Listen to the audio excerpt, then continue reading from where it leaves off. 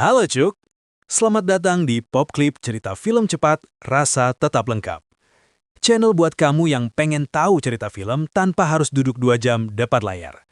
Kali ini, kita bakal bahas sebuah film action thriller berjudul Homefront 2013 yang isinya bukan cuma pukul-pukulan, tapi juga drama bapak-bapak galak demi anaknya. Film ini bercerita tentang seorang mantan agen rahasia yang mencoba hidup tenang tapi malah terseret ke masalah yang lebih besar. Jadi, siapin posisi ternyaman kalian karena kita bakal masuk ke dalam alur ceritanya.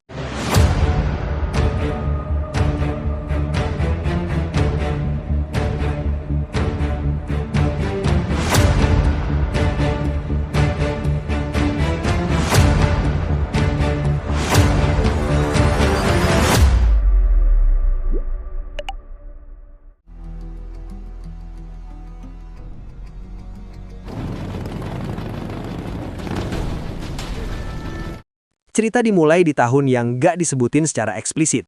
Kita dikenalin seorang pria bernama Phil Broker, seorang agen DEA undercover yang lagi nyusup ke geng motor narkoba berbahaya. Phil ini bukan agen sembarangan. Dia tipe orang yang kalau lagi pesta ulang tahun pun bisa tiba-tiba gebuk orang pakai kue tart kalau situasinya mengharuskan. Serius, mukanya selalu ready to fight bahkan waktu lagi beli sayur di pasar. Awalnya semua terlihat aman. Kayak rencana yang sudah disusun rapi, tinggal eksekusi, selesai. Tapi ya namanya juga film, pasti gak mungkin semulus itu. Lalu tiba-tiba semuanya berubah jadi kacau. Tembakan mulai terdengar, orang-orang mulai panik dan situasi langsung berubah jadi chaos.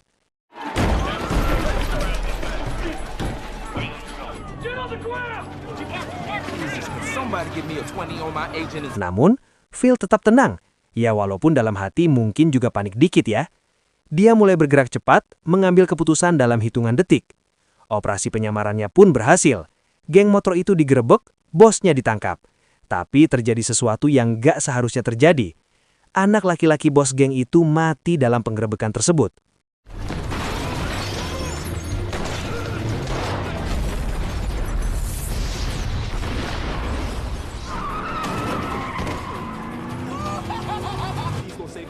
MLK. Agent in pursuit. I repeat, agent in pursuit.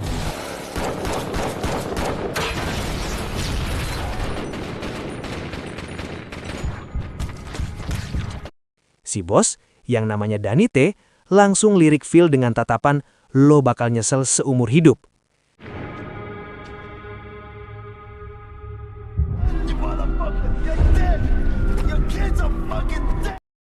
Dan dari situ, hidup Phil berubah. Walaupun misinya berhasil dan penjahatnya ketangkap, tapi buat Phil itu bukan kemenangan. Lebih ke menang sih, tapi rasanya gak enak. Phil sebenarnya udah capek. Istrinya udah meninggal. Dia sendirian harus ngurus anak perempuannya yang masih kecil bernama Maddie. Hatinya udah gak kuat buat terus hidup di dunia gelap. Jadi, dia mutusin pensiun dini, pindah ke kampung kecil di Louisiana dan memulai hidup baru dengan tenang bersama putrinya. Spoiler, definisi tenang Phil dan definisi tenang kampung itu ternyata jauh beda. Phil dan Maddie akhirnya pindah ke sebuah kota kecil di Louisiana yang namanya Racine. Kotanya indah, penduduknya ramah, tipe kota yang kalau di film horor biasanya nyimpen rahasia gelap. Tapi ini bukan film horor, ini lebih parah. Mereka pun sampai di rumah barunya, yang ternyata sudah sedikit tua. Setelah istirahat dari lelah perjalanan, Phil pun mulai ngubek-ngubek rumah lama yang butuh renovasi. Maddie langsung ke sekolah. Hari-hari berjalan normal. Phil berkebun, Maddie main, semuanya damai. Sampai suatu hari di sekolah, Maddie yang imut dan polos diserang duluan sama anak cowok nakal bernama Teddy Klum. Si Teddy ini tipe bocah yang suka bully karena ngerasa jagoan, dan dia mulai gangguin Maddie. Tapi Maddie bukan bocah biasa. Dia anak Phil Broker. Darah DEA mengalir di tubuhnya. Dia gak nangis, gak lari, dia balik mukul si Teddy sampai mewek di tanah. Standing ovation buat Maddie, kecil-kecil cabai rawit. Come get it. Loser. Masalahnya orang tua si Teddy langsung datang ke sekolah dengan muka merah. Ibunya bernama Cassie Bodin, perempuan berambut gondrong yang tampangnya kayak orang yang sering banget komplain di media sosial. Dia langsung nyerang Phil secara verbal. Phil yang udah kenyang makan asam garam dunia penjahat kelas kakap, dengan sabar mencoba ngejelasin situasi. Tapi Casey tetap ngotot. Dan suaminya, Jimmy, malah coba adu fisik sama Phil. Hasilnya, Jimmy babak belur dalam hitungan detik. My son, a goddamn apology. Take it easy. Let the others set, okay? Get it, Jimmy! Get in there! Take him down. Bro, lo baru aja nyerang mantan agen DEA. Itu bukan ide bagus. Casey pun pulang ke rumah dengan dendam membara. Dan disinilah semua masalah dimulai. Lalu pada besoknya, Phil yang tidak ingin kehidupan baru bersama putrinya terganggu hanya karena masalah sepele, dia mendatangi Jimmy untuk meminta maaf karena telah memukulnya. I apologize for what happened. To them too. To them too. Di sisi lain, Casey punya saudara laki-laki, namanya Gator Bodin, dengan gayanya yang unik. Rambutnya acak-acakan, jalannya santai, senyum manis tapi matanya dingin. Dia ini penjahat lokal kelas atas, tukang masak dan jual metamfetamin yang menguasai seluruh jaringan narkoba di kota kecil itu. Intinya, Gator adalah raja kampung versi gelap. Casey datang ke Gator untuk minta tolong buat nakut-nakutin Phil Broker supaya mau pergi dari kota itu. Gator cuma senyum-senyum. Dia ngangguk. Dari caranya senyum jelas dia udah punya rencana yang lebih dari sekedar nakut-nakutin. Lalu Gator mulai menguntik Phil dan Maddie. Dia mengendap-gendap masuk ke rumah Phil di waktu kosong dan menemukan sesuatu yang menarik. File rahasia berisi identitas Phil sebagai mantan agen DEA, lengkap dengan nama samaran dan data operasi. Gator baca file itu, matanya langsung berbinar. Ini bisa jadi peluang bisnis. Karena Gator punya kenalan di dunia kejahatan yang lebih besar. Dan dia tahu bahwa info soal agen DEA bisa dijual mahal banget ke orang yang tepat.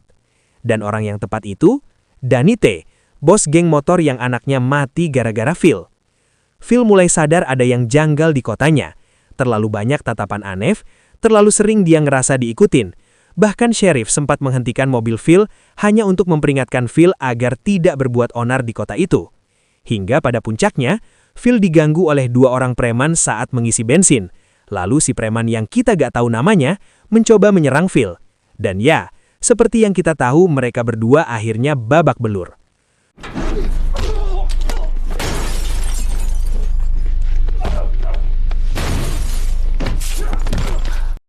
Phil bukan orang bodoh. Dia pun mulai investigasi kecil-kecilan. Hasilnya, dia nemu bahwa Gator Bodin ini bukan warga biasa. Dia penjahat besar yang udah lama nguasain bisnis gelap di sana. Polisi lokal gimana? Ya seperti di negeri Konoha lah. Sebagian besar udah diatur sama Gator atau terlalu takut buat bertindak. Phil menghubungi mantan rekannya di DEA dan ngasih tahu situasinya. Cheryl bilang, "Phil, lo harus pergi dari sana. Itu terlalu berbahaya." Tapi bagi Phil, ini rumah gua sekarang. Iya kali gua lari. Sementara itu, Gator mulai mengeksekusi rencananya. Dia menghubungi Danny T. dan bilang bahwa dia tahu di mana Phil Broker bersembunyi. Lalu ada satu karakter baru yang muncul di tengah-tengah kekacauan ini. Seorang wanita bernama Candy adalah pecandu yang bekerja buat Gator, tapi sebenarnya dia terperangkap di lingkungan itu karena ketergantungan micin. Gator menyuruh Candy untuk menyerahkan dokumen Phil ke anak buahnya Danny T. Candy pun menyerahkan dokumen itu dengan ketakutan. Semua informasi tentang Phil, nama asli, alamat, foto, riwayat operasi, dengan imbalan uang tunai yang besar. Spoiler, geng motor Danny T terkenal dengan sifat brutalnya, tanpa ampun. Kidding me? I know him. He's fucking an animal, Gator. You got 5 seconds before I drill your fucking skull into this table and then into the floor. You understand me, don't you? Lalu, setelah mengetahui lokasi Phil, Danny T langsung ngirim pasukan pembunuh bayaran ke Raisal untuk menghabisi Phil Broker. Namun di sini, Candy berkhianat pada Gator karena udah muak dengan perlakuannya. Candy memberi info pada Phil bahwa Gator lagi ngatur sesuatu yang besar. Tapi sebelum Phil bisa bertindak, mereka nyerang duluan. Malam itu, beberapa orang bersenjata nyerbu rumah Phil. Pertarungan sengit terjadi di dalam dan di luar rumah.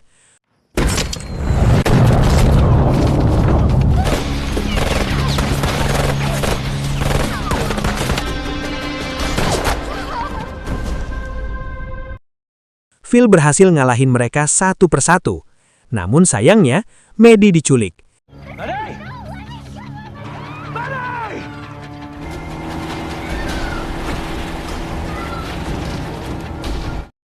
Dan di sini kita tahu kalau Gator menculik Maddie adalah untuk alat tawar dengan Danite, biar mendapatkan uang. Dan di sini momen di mana musik latar berubah dari action thriller jadi horor psikologis buat Phil. Phil yang biasanya tenang, sekarang panas. Matanya berubah. Ini bukan lagi soal nggak mau ribut, tapi ini soal anaknya. Di sini, Phil nggak nunggu polisi ataupun backup DEA. Dia langsung gaskui sendiri ke sarang Gator. Sesampainya di gudang micin, pertarungan final pun pecah. Brutal dan sangat stylish ala Jason Statham.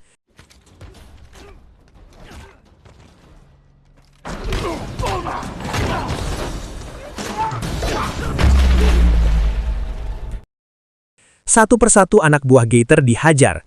Ada yang kena tinju, ada yang kena tendangan, ada yang dilempar ke dinding dengan gaya yang agak berlebihan, tapi sangat memuaskan untuk ditonton. Phil bergerak kayak mesin, efisien, cepat, tanpa drama. Dia bukan tipe pahlawan yang banyak ngomong sebelum berantem. Dia tipe pahlawan yang udah tahu mau ngapain dan langsung lakuin. Namun sialnya, Gator sempat kabur bawa Maddie. Dan di sini kejar-kejaran dimulai.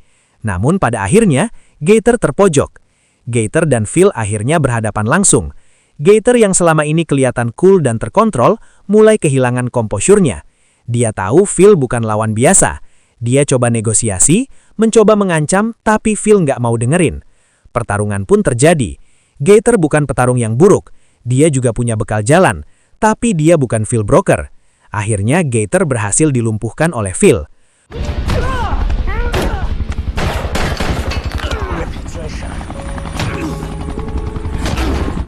Polisi akhirnya tiba saat pertarungan udah selesai. Ala polisi mana nih? Tulis jawaban kalian di kolom komentar. Gator akhirnya ditangkap, bukan dibunuh. Karena Phil masih punya sisi agen penegak hukum yang gak bisa dia ilangin sepenuhnya. Dan anak buah Phil yang masih sadar juga digiring masuk mobil polisi. Akhirnya Phil dan Maddie berpelukan di bawah langit malam Louisiana yang bintangnya banyak banget. Maddie nanya, "Ayah, kita mau pindah lagi?" Phil mikir sebentar, ngelirik ke arah kota kecil yang udah ngasih dia segala macam masalah dalam beberapa minggu terakhir. Lalu menjawab, "Enggak, ini rumah kita." Karena rupanya bagi Phil Broker, tenang itu bukan soal tempatnya, tapi soal siapa yang ada di sebelahnya. Jadi, kesimpulannya Cuk, film ini ngajarin kita satu hal penting. Kalau hidup kamu udah tenang, jangan sok pindah ke kota kecil seperti di film ini deh. Soalnya bukannya healing, yang ada malah ketemu bandar, terus ribut, terus nyesel. Dan satu lagi, jangan pernah ganggu anak orang. Apalagi kalau bapaknya kelihatan kalem. Biasanya itu bukan kalem, itu lagi nahan mode barbar. Kalau kamu jadi Phil, kamu bakal sabar atau langsung, ya udahlah ya, mode on. Tulis di komentar, kamu tim sabar atau tim gas? Kalau kamu suka alur cerita yang begini, jangan lupa like dan subscribe ya, biar aku semangat bikin yang lebih gila lagi. Ingat Cuk, film boleh selesai, tapi cerita gak pernah benar-benar berakhir. Sampai ketemu di cerita berikutnya yang pastinya lebih seru, lebih tegang, dan lebih waduh.